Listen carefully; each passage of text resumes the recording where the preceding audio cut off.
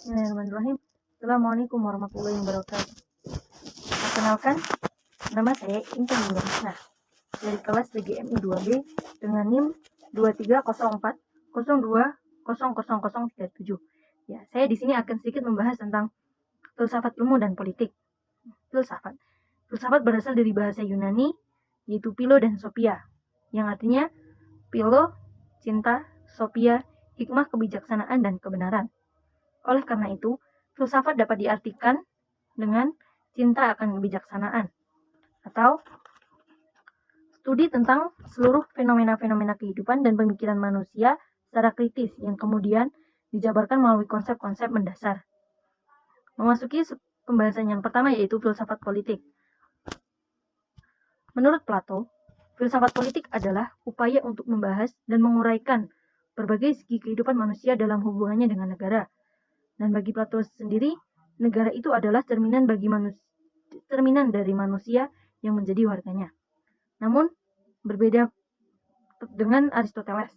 Aristoteles mengungkapkan bahwa negara adalah persekutuan yang dibentuk untuk kepentingan tertinggi bagi manusia.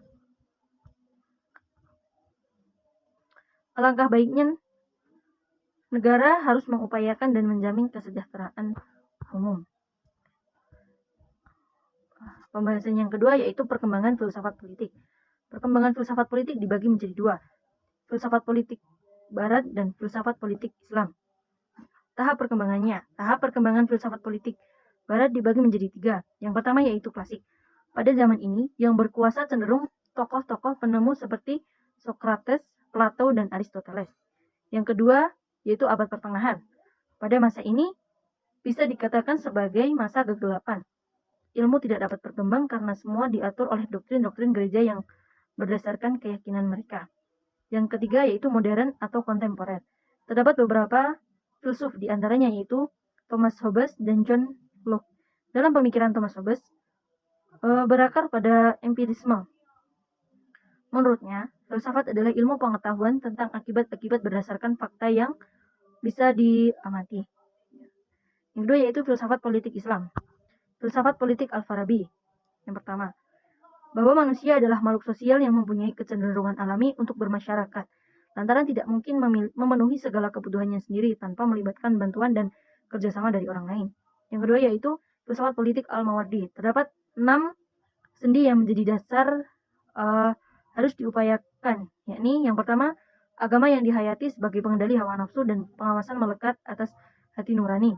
Yang kedua yaitu penguasa yang berwibawa yang mampu mempersatukan aspirasi yang berbeda sehingga dapat mengantarkan negara mencapai tujuannya. Yang ketiga, keadilan dalam arti luas, keadilan terhadap bawahan, terhadap atasan, dan mereka yang setingkat. Yang keempat, stabilitas keamanan yang terkendali dan merata. Yang kelima, kesuburan tanah atau lahan yang berkesinambungan sehingga tidak tumbuh sebagai agresor. Dan yang terakhir yaitu harapan kelangsungan hidup. Yang ketiga, memasuki pembahasan yang ketiga yaitu pengertian filsafat ilmu. Filsafat ilmu merupakan suatu bidang pengetahuan campuran yang eksistensi dan pemekarannya bergantung pada hubungan timbal balik dan saling pengaruh antara filsafat dan ilmu. Pada dasarnya, filsafat ilmu adalah pemikiran pada para filsuf tentang ilmu pengetahuan.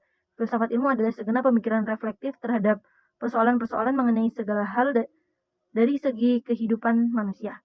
Landasan ilmu ini mencakup konsep dasar, asumsi-asumsi, dan asas-asas permulaan, struktur-struktur teoritis, dan ukuran-ukuran kebenaran ilmiah. Pembahasan yang terakhir yaitu perbedaan politik dan ilmu politik.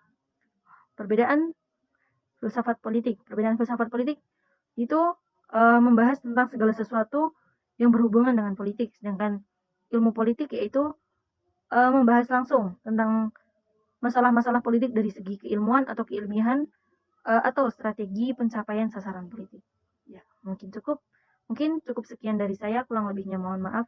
Terima kasih. Wassalamualaikum warahmatullahi wabarakatuh.